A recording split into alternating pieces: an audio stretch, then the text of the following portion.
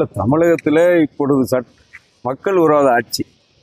இந்த ஆட்சி ஒரு குடும்ப ஆட்சி, ஒரு குடும்பத்திற்கு உண்டான ஆட்சியை தவிர இது மக்களுக்கான ஆட்சி அல்ல என்பதை இன்றைக்கு நாட்டு மக்கள் உணர்ந்திருக்கின்றார்கள். எனவே எங்களுடைய நலன் கருதி அல்ல, அதிமுக ஆட்சிக்கு வர என்று துடிக்கின்ற கட்சி அல்ல, நாங்கள் பார்க்காத ஆட்சி அதிகாரம் அல்ல. 52 ஆண்டு கால அரசியல் வரலாற்று 32 ஆண்டு காலம் ஆட்சியில் இருந்த கட்சி இன்றைக்கு பிரதான எதிர்கட்சி. நாங்கள் ஒன்றும் குறைந்த வாக்களை பெறவில்லை. கடந்த சட்டமன்ற தேர்தலில் 66 இடங்களை பெற்று கூட்டணி சேர்ந்து 75 இடங்களை பெற்று 2% தான் ஆட்சி இழந்தோம். இருந்தாலும் 5 ஆண்டுகள் சிறப்பான எதிர்கட்சியாக செயல்பட்டு வந்திருக்கின்றோம். எனவே ஆளுங்கட்சி ஆட்சி அதிகாரம் வரும் போக என்ற நிலையில தான் நாங்கள் அரசியல் செய்யக்கூடியவர்கள். புரட்சித் தலைவர் காலத்தில், அம்மாவின் காலத்தில், இன்றைக்கு மாண்புமிகு எடப்பாடி காலத்தில். ஆனால் இந்த ஆட்சி மக்கள் விரோத ஆட்சி, மக்களுக்கு நலம் பயக்காத ஆட்சி. சொன்ன தேர்தல் வாக்குறுதியை ஏமாற்றி மக்களை நயவஞ்சமாக வஞ்சித்து ஆட்சிக்கு வந்தவர். மக்களை ஏமாற்றி ஆட்சி வீட்டுக்கு அனுப்பப்பட வேண்டும் என்ற கருத்தோடு நாங்கள் தேர்தலை அணுகுகின்றோம். அதே கருத்தை தான் அன்பு சகோதரர் நண்பர் விஜய் அவர்களும் இந்த ஆட்சி அகற்றப்பட வேண்டிய ஆட்சி என்ற நிலைப்பாட்டில் இருக்கின்றார். எனவே அந்த கருத்து பிரதிபலிப்பு என்பது ஒற்றுமையாக இருப்பதில் இதில் ஒன்றும் குற்றமாகவும் இல்லை, மாற்று கருத்துக்கு இடமில்லை. எதிர்காலத்தில் சூழ்நிலைகள் இன்னும் கால அவகாசம் இருக்கின்றது. இன்றைக்கு மே மாதம் முடிய போகின்றது, ஜூன் மாதம் வருகின்றது. ஜூன் மாதம் வந்தால் இந்த ஆண்டு கிட்டத்தட்ட 6 மாதம், டிசம்பர் வரை, ஜனவரியில் தான் கூட்டணி இறுதி வடிவ பெறும். இந்த ஆட்சி அகற்றப்பட வேண்டும் என்ற ஒத்த கருத்துடைய கட்சிகள் ஒன்றாக சேர்ந்தால் அதில் ஆச்சரியப்படுவதற்கு ஒட்டுப்படும்.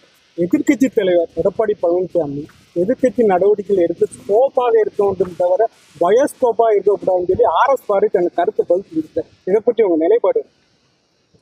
நிச்சயமாக இந்த ஆட்சியை பயோஸ்கோப்பில் காமித்தாலும் கூட அவள் திருந்துவதற்கு இல்லை. ஏன்னு சொன்னால் இன்றைக்கு பயோஸ்கோப்பில் பார்க்கின்ற அளவுக்கு மக்களே பூத கண்ணாடி வந்து பார்க்க வேண்டிய அவசியம் இல்லை. சாதாரண பார்த்தாலே இந்த ஆட்சியோட குற்றம் குறைகள் மக்களுக்கு நன்றாக தெரிகிறது. எனவே அவருடைய கருத்து மிக ஏற்றுக்கொள்ளக்கூடிய கருத்து தான். ஏன்னா அவருக்கே தெரியுது இதில் பயோஸ்கோப் போட்டு காமிக்காங்கன்னு. பயோஸ்கோப் போட்டு பார்க்க வேண்டிய அவசியமே இல்லை. ஏன்னா இந்த அன்றாட நடவடிக்கைகளை பார்த்தாலும் இந்த ஆட்சி வந்து 5 ஆண்டுகள் நிறைவு செய்வது என்ன திட்டங்கள் நிறைவேற்றுங்க, என்ன சொன்ன தேர்தல் வாக்கில் எதை நிறைவேற்றுகின்றார்கள்? இவங்க என்ன மத்திய அரசுக்கு தீர்மானம் நீட்டுக்கு நாங்கள் வந்தால் தீர்மானம் போடுவோம் என்ற தேர்தல் வாக்குறுதியில் கொடுத்தார்கள். நாங்கள் வந்தவுடன் நீட் தேர்வுக்கு ஒரு முடிவு செய்வோம், முடிவு கட்டுவோம் என்று சொன்னார். அதுக்கு செய்யவில்லை. கல்விக் கடனை தள்ளுபடி செய்வோம் என்று சொன்னார்கள். 5 பவுன் வைத்து நகைக்கடனை தள்ளுபடி செய்வோம் என்று சொன்னார்கள். விவசாயிகளுக்கு பல்வேறு கோரிக்கைகளை வைத்தார்கள், அதுவும் நிறைவேற்றப்படவில்லை.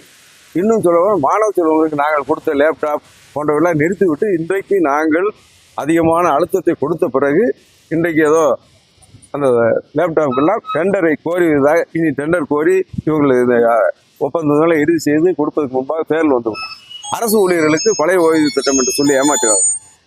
இன்றைக்கு கடைசி கூட்டத்தொடரில் பல்வேறு அவர்களை சமாதானப்படுத்துவதற்கு 2-3 அறிவிப்புகளை விட அந்த அறிவிப்புகளை அவர்கள் ஏற்றுக்கொள்வதாக இல்லை. இன்றைக்கு தான் கண்கட்ட பிறகு சூரிய நமஸ்காரம் என்று சொல்வார்கள். அது அரசு ஊழியர்களுக்கு பொருந்தும்.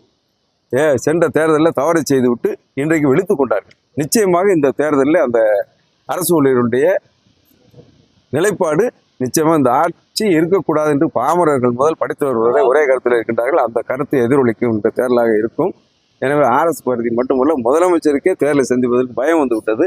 எனவே அந்த கருத்தின் வழிபாடுதான். செய்திகளை உடனுக்குடன் தெரிந்து கொள்ள கீழ்கண்ட கேபிள் மற்றும் DTH நெட்வொர்க்குகளில் எம்நாடு செய்தி தொலைக்காட்சியை காணுங்கள். பாதகம் செய்பவரை கண்டால் நாம் பயம் கொள்ளலாகாது பாப்பா. மோதி மிதித்து விடு பாப்பா, அவர் முகத்தில் உமிழ்ந்து விடு பாப்பா. அண்மை செய்திகளை உடனுக்குடன் தெரிந்து கொள்ள இணைந்திருங்கள் எம்நாடு தொலைக்காட்சியுடன்.